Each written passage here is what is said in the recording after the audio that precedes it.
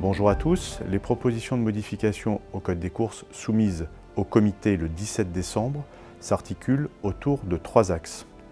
Les formalités déclaratives, les règles de contrôle antidopage et les règles techniques.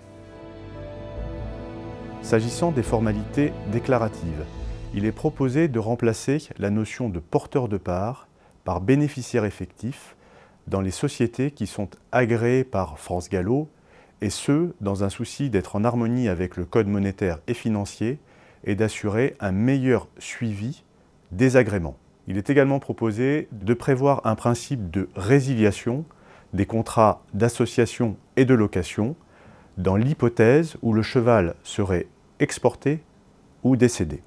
Il est également proposé, s'agissant des produits nés à l'étranger, susceptibles de bénéficier d'une assimilation aux chevaux nés élevés en France, de prévoir une déclaration de naissance de ce cheval auprès de France Gallo dans les 30 jours suivant la date de leur naissance. Il est également proposé de préciser que seul l'entraîneur est habilité à déclarer un cheval dans une course en France. S'agissant des règles de contrôle antidopage, il est proposé d'introduire une distinction dans le Code des courses entre pratiques et substances prohibées et de compléter la liste des infiltrations susceptibles de donner lieu à un encadrement par le Code des courses. S'agissant des biphosphonates qui sont interdits d'usage sur les produits de moins de 4 ans, il est proposé d'introduire une dérogation pour les diagnostics d'imagerie.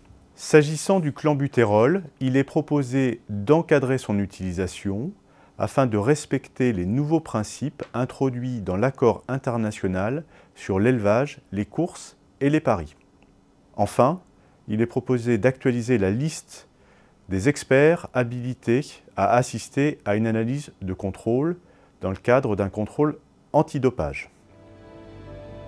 S'agissant des règles techniques, il est proposé pour les courses de cross-country de prévoir la possibilité de prendre en considération uniquement les sommes gagnées en cross-country pour le calcul des surcharges. Il est également proposé d'introduire dans le Code des courses un tableau d'écart de poids-pourrage en plat qui résulte d'un travail réalisé entre l'ensemble des handicapeurs européens. Il est également proposé d'introduire la possibilité de déclarer un cheval non partant après la course dans l'hypothèse où sa performance aurait été altérée par un problème intervenu au moment du départ.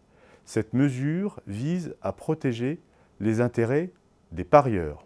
Il est également proposé de ne plus permettre à un commissaire de course ou à un président agissant à l'occasion d'une réunion de course de déposer un bulletin de réclamation, à l'exception du président qui souhaiterait déposer un bulletin de défense pour un cheval lui appartenant déjà. Enfin, il est proposé de ne plus permettre à un jockey de monter 2 réunions de course dans la même journée afin de préserver la sécurité des personnes titulaires d'une autorisation de montée, mais aussi d'éviter des changements de monte et de donner des opportunités à d'autres personnes de monter. L'ensemble de ces propositions de modification au Code des courses, une fois adoptées par le comité, seront soumises à l'approbation du ministère de l'Agriculture, puis publiées au bulletin officiel de France Gallo, qui sera consultable sur le site internet de France Gallo. Je vous remercie de votre attention.